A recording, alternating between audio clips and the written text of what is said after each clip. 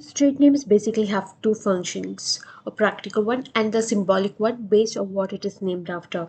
As most of the streets in Lutyens Delhi have a commemorative value on an urban level landscape, a political setup is formed of the narratives of the people and their actions, where there is always the politics of placing one over the other. As street names are very much interlinked with the social realm, creates a memory of a distinct event and one that is interlinked with the personal life. Street names are often seen as an identity of position, power, and status. Mau Azariyahu notes that commemorative street names are a common feature of modern politics to make oneself visible and make people more conscious of their presence. The street names works in the realms of identity, memory, and politics. Now let us first evaluate the process of renaming roads in Lutyens Delhi.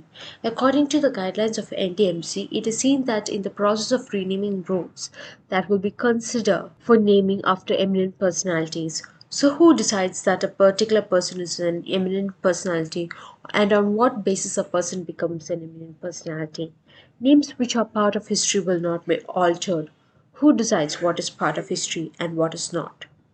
Even when India is declared to be a secular country, there has always been the friction between the Muslim and Hindu community, especially after the partition.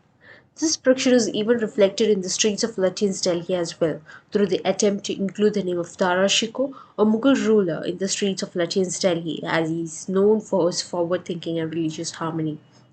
Intention was to erase Aurangzeb road to Dara Shikoh, its initial attempt being in 1996 and again in 2014. There were discussions regarding it, and it was finally in 2017 that the road was named after Dara Shikoh.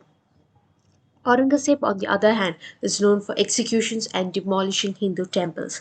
Aurangzeb Road was renamed APJ Abdul Kalam Road in 2015 as a sudden reaction to his demise. The application was presented within a week of his demise, and the council decisions came in a month of sending the application. The renaming of Aurangzeb Road also led to a lot of discussion with regard to the renaming of all roads named after Mughal rulers. The application to change Dalhousie to Darashikoh was sent by five council members, all belonging to BJP, and a few have stated the urgency to implement this. And within 3 days of submitting an application, the road was renamed to Darashikoh Road. This depicts the political agencies that work in implementing these road names. There is also the push and pull of placing one narrative over the other while replacing Aurangzeb over Darashikoh, and the identity of these two people and what they represent. Now, looking into the case of renaming Race Course Road to Log Kalyan Marg in 2016, the road was named Race Course based on the race course which was present in that road, and Lok Kalyan is a principle which translates to welfare state.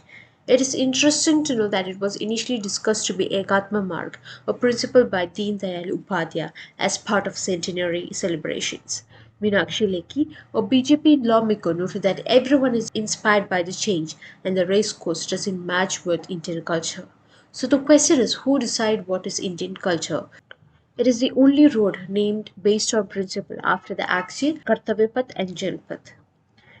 Here we can see how the streets in a capital of a city are an object of commemoration, and the political agendas behind such a move reflects conflicts or the challenges faced by the nation.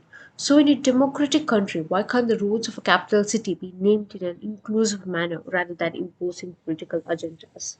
Why can't the process of street renaming be very open to public?